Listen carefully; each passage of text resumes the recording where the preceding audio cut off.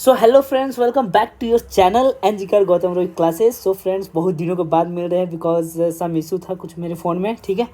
तो फ्रेंड्स, आज जो बहुत दिनों के बाद मैं इसलिए वीडियो भी बना रहा हूँ क्योंकि बताया मैंने कुछ प्रॉब्लम था। और फ्रेंड्स, मैंने एक कम्युनिटी पोस्ट किया था कल कि आप लोगों को कौन सा चैप्टर का प्रीवियस ईयर चाहिए चैप्टर वाइज, तो आप लोग कमेंट करके बताना। तो बहुत कमेंट जो आए हैं तो मैं उसका भी वीडियो बनाऊंगा। बट आज सबसे पहले मैं स्टार्ट कर रहा हूँ cell cycle and cell division. तो बहुत जल्दी मतलब फास्ट इसलिए कर रहा हूँ बिकॉज क्योंकि टाइम ज़्यादा हो जाएगा तो फिर ज़्यादा टाइम मतलब कि बचाना जितना टाइम है उतना बेनिफिट है, ठीक है। तो इसका cell cycle and cell division आज हम लोग स्टार्ट करते हैं। इसमें बस सिर्फ मैं क्वेश्चन में पढ़ूंगा, मैं आंसर बताऊंगा। और फ्रेंड्स, आप लोग भी एक कॉपी लेके बैठ जाना कि ताकि आप लोग कमेंट करके बताना कि आपका कितना आंसर सही हुआ। मैं 20 क्वेश्चन आई थिंक कराऊंगा बस, एंड देन आप लोग कमेंट करके बताना कि इतना आंसर आप लोग का सही हुआ, ठीक है। एंड देन फिर नेक्स्ट वीडियो में भी मिलते हैं फ्रेंड्स। एंड इस चैप्टर को अब स्टार्ट करते हैं, तो आप लोग वीडियो में बने रहना और लाइक करना, सब्सक्राइब करना, बहुत मज़ा आने वाला है। और अपने भाइयों के साथ शेयर करना। एंड देन स्टार्ट करते हैं cell cycle and cell division.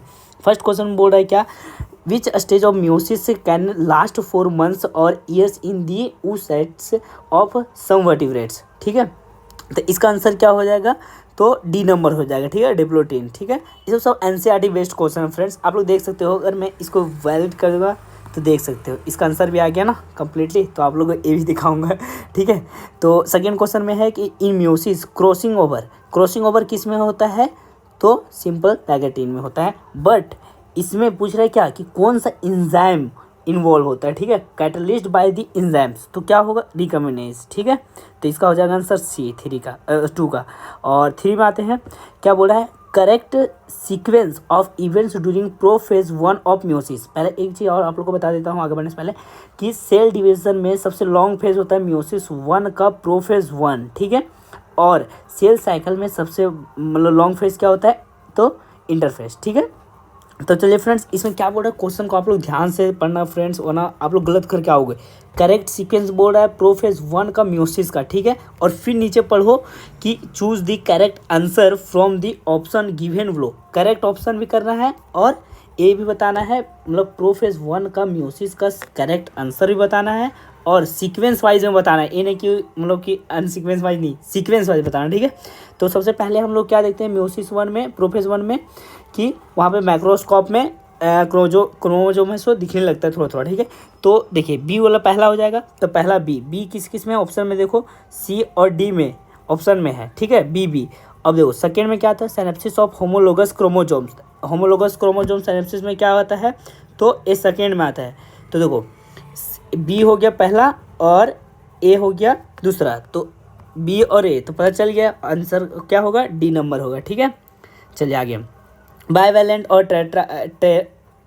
Tetrad बोल दिया formation in the characteristic the feature of observe during, कौन सा फेज में करते हैं, तो हम लोग जाइगोटिन फेज में करते हैं।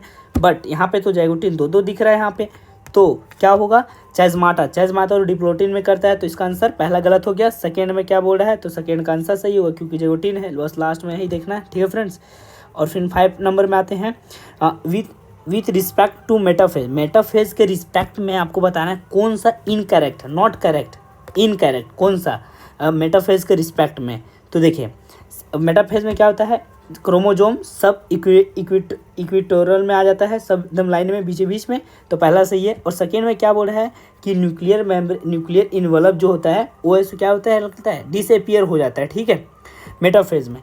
तो ए भी सही है, बी नंबर भी। और C number chromosome are highly condensed, A भी सही है, हाईली कंडेंस्ड हो जाता है तभी तो लाइन में आएगा। कोई भी चीज़ को अगर रस्सी चीनेंगे तो वो बीच में कब आएगा, जब उसको मतलब पूरा कंडेंस्ड रहेगा तभी ना, वही बोल रहा है कंडेंस, हाईली कंडेंस्ड रहता है ना, तो भी। अब मेटाफेज क्रोमोजोम्स, अब डी नंबर, सी तो भी सही है। और D number metaphase chromosomes are made of 4 sister, गलत, 2 सिस्टर होता है, तो इसमें इनकरेक्ट क्या हो जाएगा, तो डी नंबर, ठीक है। और 6 का, which of the following never occur during mitotic cell division, mitosis cell division दोनों सही है, माइटोसिस और मियोसिस ये अलग है, ठीक है।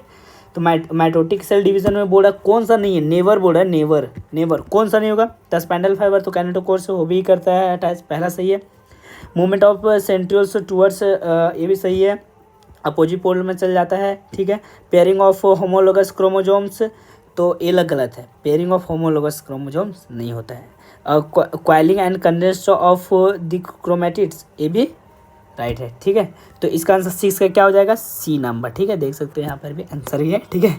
और 7 नंबर में the appearance of the recombinations nodules on homologous chromosome during meiosis characterise, मतलब उसके क्या कैरेक्टरिस्टिक्स है, ठीक है। अपीयरेंस ऑफ द रिकॉम्बिनेंस तो किस में होगा, तो सिंपल सी नंबर में होगा, ठीक है। आप लोग देख लेना, एनसीईआरटी में फुल्ली दिया हुआ इसके बारे में, ठीक है। देख सकते हो यहाँ भी आंसर, ठीक है, करेक्ट है। तो 8 नंबर में देखो, रिगार्डिंग मियोसिस, मियोसिस के रिगार्डिंग में कौन सा गलत है। तो पहला तो मियोसिस तो 2 फेज में होता है, मियोसिस 1 और मियोसिस 2, एस भी सही है फर्स्ट का। सेकेंड में क्या बोल रहा है कि एस फेज में ऑफ मियोसिस डीएनए रेप्लिकेशन अकर 2, गलत है, 1 होगा ना, तो हो जाएगा क्या, बी नंबर 8 का बी आंसर सही। फिर क्या बोल रहा है 9 का incorrect statement with reference to mitosis, mitosis के लिए बोल रहा है इनकरेक्ट कौन सा है, ठीक है। तो इसमें देख सकते हो पहला कि माइटोसिस के लिए पहला मेटाफेज में सब आ जाता है, इसको सही है। और फिर यहाँ spindle fibres attach to centromere, गलत। स्पैंडल फाइबर ऑलवेज अटैच किसके साथ होता है, तो कैनेटोकोर्स के साथ, तो इसका आंसर क्या हो जाएगा, इनकरेक्ट, बी नंबर, ठीक है। अब 10 में आते हैं, विच of the flowing stage of meiosis involves division of centromere, centromere का डिवीजन मियोसिस फेज स्टेज में कब होता है, तो एनाफेज में होता है ऑब्वियस, क्योंकि मेटाफेज में क्या होता है, अलाइन हो जाते हैं इक्विलेटरल में क्रोमोसोम्स, और एनाफेज में क्या होता है, मेटाफेज में होता है, और एनाफेज में क्या होता है, दोनों ऐसे अपने पोल के साइड चले जाता है ना, सेंट्रोमियर। ये बता रखिएगा, सेंट्रोमियर नॉट क्रोमैटिड्स दोनों साइड हो जाता है क्रोमोसोम में, ठीक है। तो इसका आंसर 10 का क्या हो जाएगा, सी नंबर, ठीक है। चलिए अब 11th नंबर में क्या है, इसको मैच करना है करेक्ट सीक्वेंस, ठीक है। तो एस फेज में हम लोग जानते हैं डीएनए रिप्लिकेशन होता है, तो ए का 4 किस किस में है, तो बी और सी में, ठीक है। उसके बाद G2 फेज में क्या होता है, प्रोटीन बनता है, तो G2 बी का 1, तो बी का 1 किस में दिख रहा है, तो सी नंबर राइट होगा आंसर, ठीक है 11th का।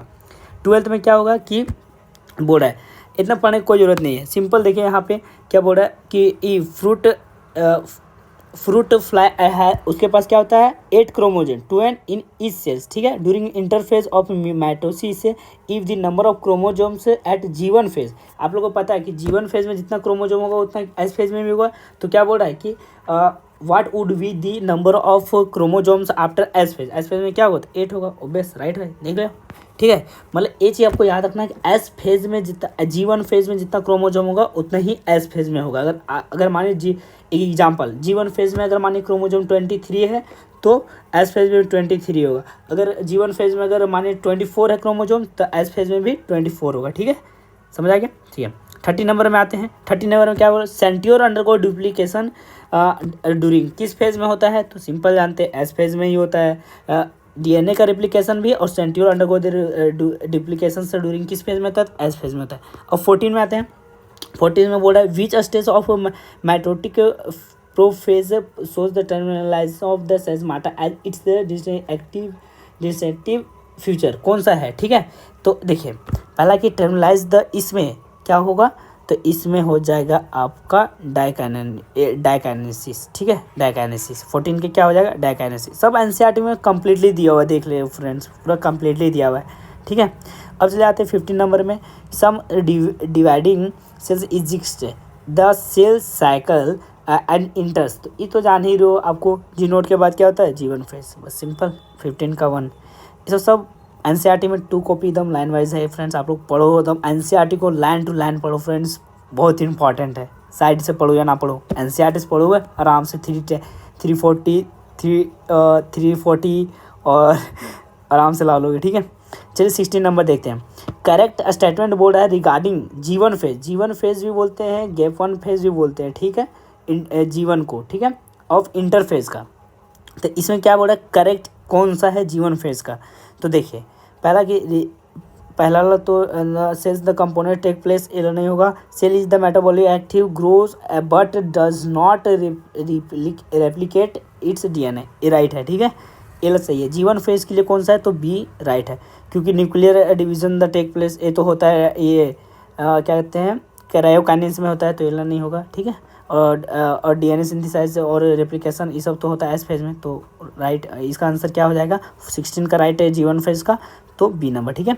17 का आ जाइए, मैच करना, ये सबसे इम्पॉर्टेंट है, मैच करना है, ठीक है। जैगोटीन आपको पहले क्या बताएं, जैगोटीन में क्या होता है, तो सिंपल आपको याद रखना है कि जैगोटीन और पैकेटीन और डिप्लोटीन और डाइकाइनेसिस, ये आपको 4 एकदम अच्छे से याद रखना। लिप्लोटीन नहीं दिया उसका भी याद रख लीजिएगा ना। तो देखिए जैगोटीन में क्या चीज़ होता है, तो जैगोटीन में होता है आपका सिनेप्सिस। जैगोटीन में ए का 4 कहाँ है, तो ए का 4 फर्स्ट नंबर, तो आंसर आपको पता चल गया ए का 4, तो राइट क्या है ए का 4, ठीक है। चलिए अब 80 नंबर में क्या है, dissolution of the synaptonemal component during कौन सा। देखो फ्रेंड्स आपको एक चीज़ बता दें, ठीक है, डिप्लोटीन, इसका आंसर तो डिप्लोटीन ही होगा, बट एक चीज़ याद रखिएगा, डिप्लोटीन में डिसोल्यूशन होता है पेयरिंग का, और जैगोटीन में क्या होता है, जैगोटीन में ये होता है कि दोनों का पेयरिंग होता है, बस ये आपको याद रखना। वो दोनों का अपोजिट है, डिप्लोटीन और जैगोटीन दोनों क्या है, एक अपोजिट है, ठीक है। उसमें पेयरिंग होता है तो इसमें डिसोसिएशन होता है, डिसोल्यूशन होता है, ठीक है। और 19 नंबर में क्या है, 19 नंबर में देखो फ्रेंड्स, 19 नंबर में जो वो क्वेश्चन था वही ये क्वेश्चन है, मतलब रिपीटेड क्वेश्चन है। तो जैगोटीन सिनेप्सिस ए का 4, ठीक है, 4 कहीं है नहीं, तो यही हो जाएगा आंसर, ठीक है। तो अब एक 20 number last question friends, mitotic division of the secondary oocytes is completed, कब कम्प्लीटेड करता है फ्रेंड्स, तो at the time of fusion sperm with and ovum. तो फ्रेंड्स आज आप लोग को 20 क्वेश्चन कराएं फ्रेंड्स, आप लोग को आई होप आप लोगों को सब क्वेश्चन सही हुआ होगा। अगर आप लोग को सब क्वेश्चन अगर सही होगा तो आप लोग कमेंट करके बताना, और कितना क्वेश्चन आप लोगों को सही हुआ कमेंट करके जरूर बताना। और इसके बाद आपको नेक्स्ट कौन सा चैप्टर का चाहिए या इसी चैप्टर का फुल वीडियो चाहिए तो आप लोग कमेंट करके बताना, मैं वीडियो को कंप्लीट डालूंगा। ये तो कंप्लीट ही है, बट क्योंकि और अगर आप लोग बोलोगे तो और में डाल दूंगा, तो आप लोग कमेंट करके जरूर बताना। और नेक्स्ट चैप्टर कौन सा प्रीवियस ईयर का क्वेश्चन डालूँ तो आप लोग कमेंट करके बताना, और अपने भाई को सपोर्ट करना और लाइक करना, सब्सक्राइब करना और कमेंट करना। फिर मिलते हैं एक अच्छे वीडियो के साथ, तो फिर जय हिंद जय भारत।